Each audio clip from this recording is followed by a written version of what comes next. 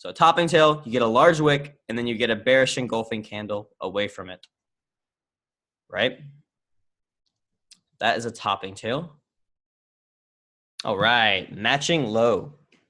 So in the matching low, the price trend leads downward to the matching low candles, which are both downwards as well. First candle has a tall body, but the second one does not need to have one. And the closing price is what really matters here, because the closing price should match on each of the candles. The wicks can be different sizes on the bottom, but the closes need to be the same. So more often than not, this will appear when you're in an uptrend, and then you have a pullback and a downtrend, like a short-term pullback.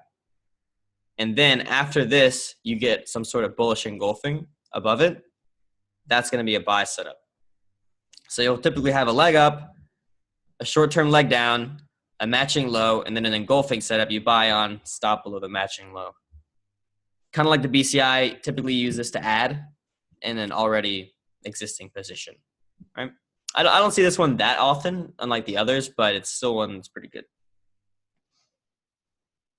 Oh yeah, next up, the topping tail takeout, right? So this is where you have a topping tail, right? A large wick, price moves down from it. And then at some point, and keep this in mind, like the delayed engulfing, this does not have to happen the candle after, right? You could get a topping tail and then multiple candles down, and then this candle appears, and it's still just as valid. But a topping tail takeout is essentially a topping tail in which an engulfing candle closes above it. So if you think about what this wick is, at some point in this uptrend, price went all the way up to this level, right? The buyers bought it all the way up, but by the end of the close on this day, the sellers pushed it all the way back down. So pushing through, for the buyers to push through all the orders of those sellers is significant and a chance to add, much like a BCI.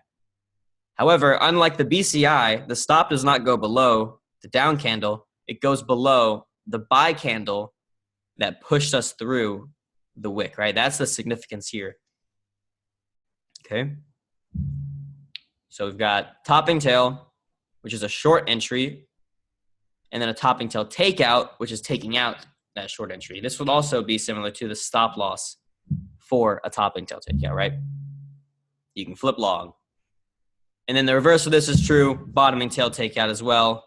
A bottoming tail is a buy setup, kind of similar to what we're seeing here, the last setup we're going to go over, which is the hammer. But with the bottoming tail, if you take that out, it means, well, I'll just show you guys when we get to the charts, so I don't want to confuse you too much, okay? So the last one we're going to look at here is the hammer.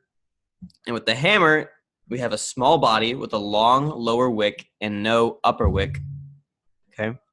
So the hammer appears in a downtrend and signals a reversal 60% of the time, according to Thomas Bulkowski.